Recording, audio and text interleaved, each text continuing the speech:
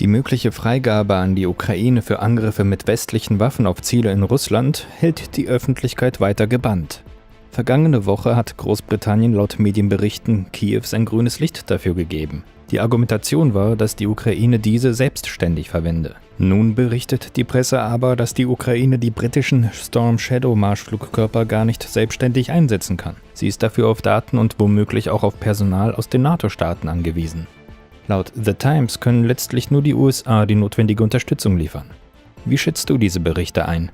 Kann die Ukraine die westlichen Marschflugkörper autonom benutzen? Let me put it this way. On September 13th, the world almost ended. I don't know what you did this past weekend. Hopefully you went out and you had fun. You were going to die this weekend. You almost died. I don't know if you realize it. Everybody watching this program almost died. I almost died. The world almost died. Why? Because if the insanity of the British government and those in NATO and some in the United States had manifested itself in giving Ukraine the green light to use Storm Shadow missiles against target inside Russia, Russia would have responded. It would have been a decisive response. Possibly not nuclear, but it would have eliminated Kiev as a modern functioning city, and it would have struck targets in the United Kingdom, in Europe, on the European continent, and in the United States. And then we would have probably responded doctrinally by using low-yield nuclear weapons in an effort to escalate, to de-escalate, to send a signal to Russia that you can't do this.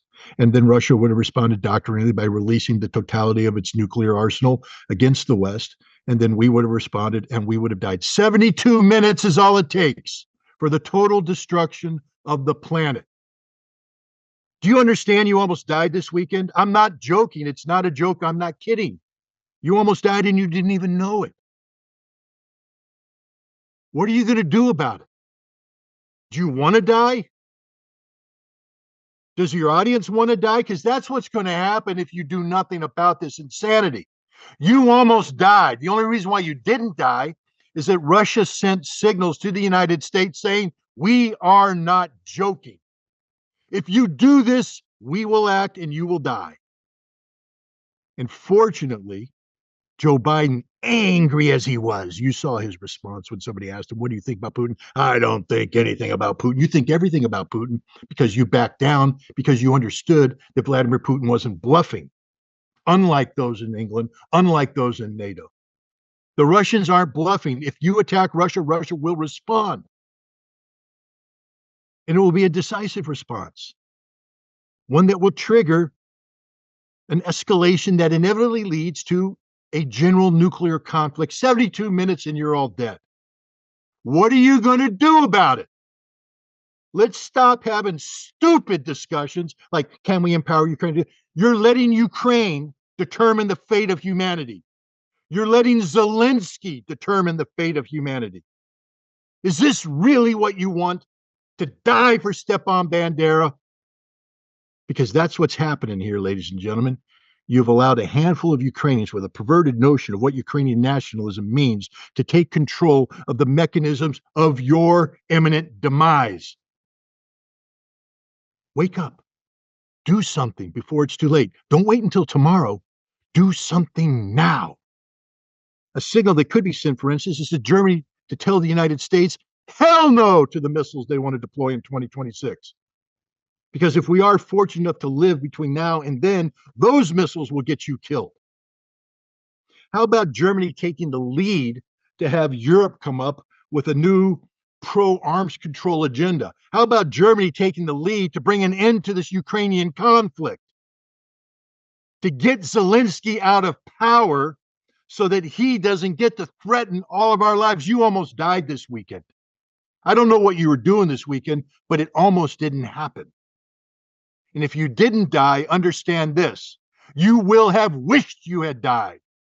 But the consequences of surviving a post-nuclear war reality is worse than death. That's my message to the German people. That's my message to the people of Europe. That's my message to my fellow Americans. What are we going to do about this? Stop the stupid discussions about missiles, long-range strikes. Stop a nuclear war. It is the most existential issue of our time, and the time is right now. You almost died this weekend. What are you going to do about it? In unserem Interview vergangene Woche sprachen wir lange über die politische Lage Deutschlands und die folgenschwere Verstrickung Deutschlands mit der Ukraine. Das bekam Bundeskanzler Olaf Scholz am Montag auch vom kasachischen Präsidenten Kasim Tokajew zu hören bei seinem Besuch in Kasachstan. Tokajew betonte, Russland sei militärisch nicht zu besiegen.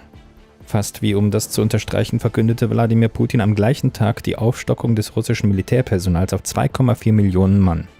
Wie bewertest du die Aussage des kasachischen Präsidenten? Ist Russland tatsächlich militärisch nicht zu besiegen und was bedeutet das für Deutschland und die NATO? Russia cannot be defeated militarily. But the real question is, why do you want to defeat Russia militarily? I mean, does it matter? Do you care that Russia can or cannot be defeated militarily? The real question is, why would you even consider defeating Russia militarily? Russia doesn't pose a threat to you. Listen to what the reasoning was behind Vladimir Putin's decision to enlarge the Russian military, because the threats against Russia have increased. The threats, that's you, Germany, and your stupidity. Your stupidity. You think NATO can defeat Russia. You've embraced an American policy that speaks of the strategic defeat of Russia using Ukraine as a proxy. How frickin' dumb can you be? You're the dumbest people on the planet after the rest of Europe and the United States. Sort of a toss-up. We're all stupid because we think we can defeat Russia. We can't. Now understand this. Russia can't defeat us. Even with this military that they have, it's not big enough to defeat NATO. The Russian military is designed to do two things: win the conflict in Ukraine and secure Russia's borders against external threats. That's it. It is not an offensive military machine. So again, the question I have to ask people is, stop talking about Russia saying, or Russia creating the conditions that make sure that it can't be defeated. Why do you want to defeat Russia? Why is that an option on the table? It shouldn't be. And from Germany's perspective, you're the last country in the world that should ever articulate any notion of trying to defeat Russia. You don't have a right to defeat Russia. You don't have the right to be a part of an alliance whose goals and objectives are to defeat Russia. You lost that right in 1945. And you will never regain that right. 27 million dead Soviets assure the reality that you have no rights when it comes to talking about Russia, the military, and national defense. Russia's not going to attack you. Russia's no threat to you. Russia actually wanted to be a partner with you in peace. Russia sold you the cheapest damn energy you're ever going to get. And maybe you're even waking up to that fact. Olaf Scholz, 2 years too late, is starting to talk about a serious investigation because he's paying a political price for this. But Germany needs to be out of any discussion about defeating Russia. It doesn't matter that Russia is making itself incapable of being defeated by Germany. What matters is that Germany thinks it can be part of an alliance that needs to be capable of defeating Russia. No, it doesn't. Vergangene Woche passierten 2 deutsche Kriegsschiffe die Straße von Taiwan. Zum ersten Mal seit über 20 Jahren. Während Bundesverteidigungsminister Boris Pistorius betont, man habe lediglich die schnellste Route genommen und internationale Gewässer befahren, protestiert die Volksrepublik China mit Nachdruck. Peking spricht von einer enormen Steigerung des Gefahrenpotenzials und dass Deutschland die nationale Souveränität Chinas damit infrage stelle. Was bezweckt die Bundesregierung mit dieser Geste? Legt sie es tatsächlich auf eine Eskalation mit der Volksrepublik China an, dem nach wie vor wichtigsten deutschen Handelspartner? Und haben die beiden Kriegsschiffe überhaupt einen militärischen Nutzen? German Navy. I mean, come on, man. Really? You're going to hit me with the German Navy? Two pathetic little German frigates that sail between territory that everybody recognizes as China? It's not international waters. I mean, this is a fanciful definition that doesn't exist. Taiwan is China. The United States recognizes that. The United Nations recognizes that. It's China. They have a problem on how to integrate it. That's a political problem, but it's China. Does Germany have an embassy in Taiwan? Yes or no question. The answer is no. Why not? Because it's part of China. So when the Germans say we're sailing through the quickest way through international waters, they're lying. It's a deliberate provocation. Now, because Germany is totally irrelevant, sinking two German ships just wouldn't, it's just stupid. China let it happen. But they're lucky China didn't ram your pathetic little navy. What would happen to the German Navy, by the way, if it did get rammed? Where's it going to go? To the great German naval port of what in the Pacific? Why is Germany a European power sailing ships in the Pacific to begin with? What national security interest does Germany have besides being part of this ridiculous NATO ambition to project itself into the Pacific? Germany was up in Japan playing stupid little German games, playing that there's somehow a world power, that there are two pathetic little ships participating in whatever exercise they were doing, somehow has a meaningful impact on the global geopolitical balance of power. Germany is no longer a military power. And the idea that Germany can project military power into the Pacific is a joke.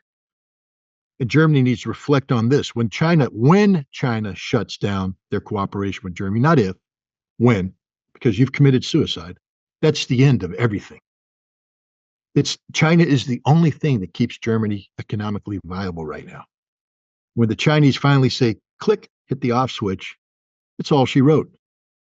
All your companies will collapse, all your jobs will go away, and you will cease to be a viable, modern nation state. Is it worth sending two pathetic little German tugboats through the Strait of Taiwan? Come on, Germany, wake up. Who came up with this insanity? Pistorius? Baerbock? Scholz? Why are they still in power?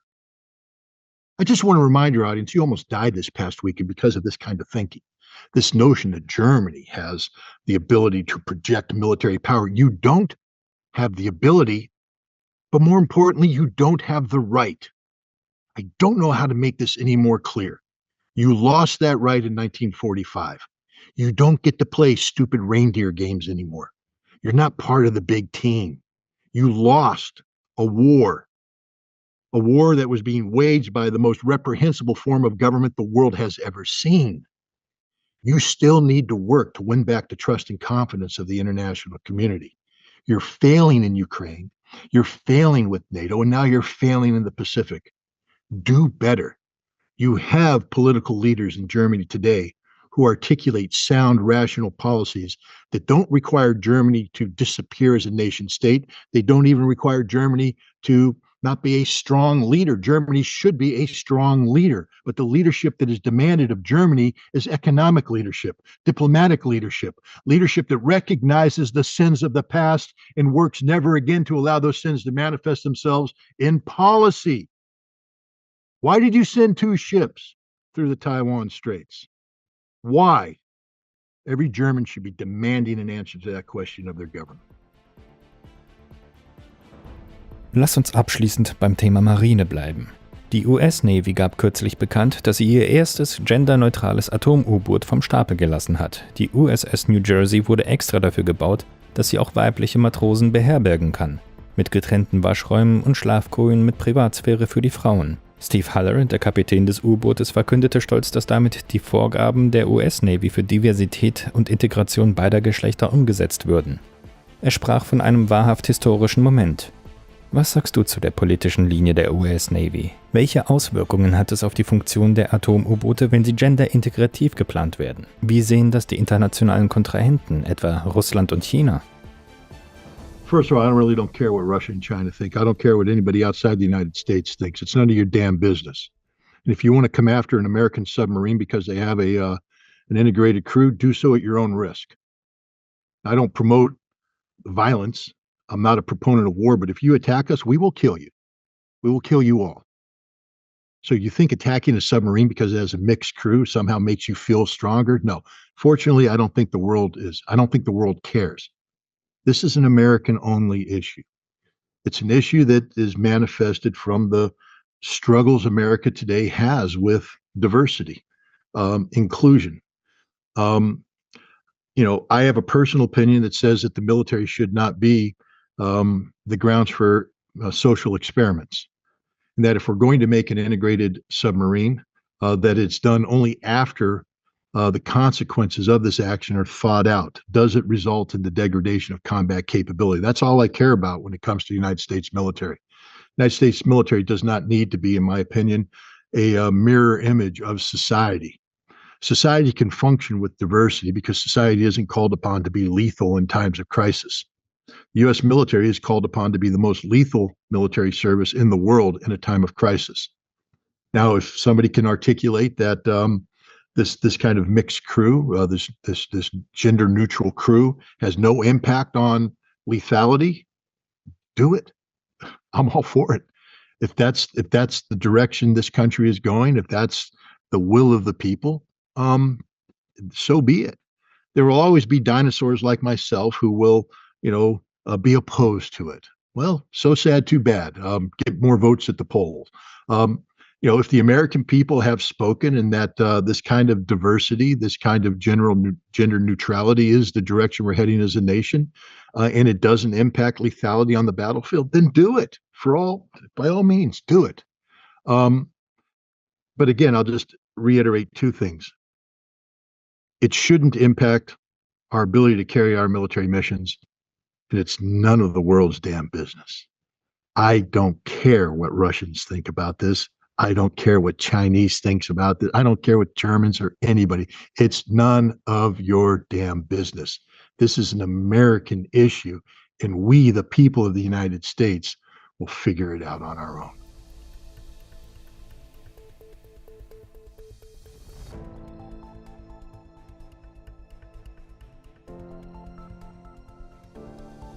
Liebe Zuschauer, wenn euch unsere Beiträge gefallen, teilt sie unbedingt in den sozialen Medien. Abonniert unseren Kanal und drückt auf die Glocke, damit ihr keine Veröffentlichung von Gegenpol verpasst.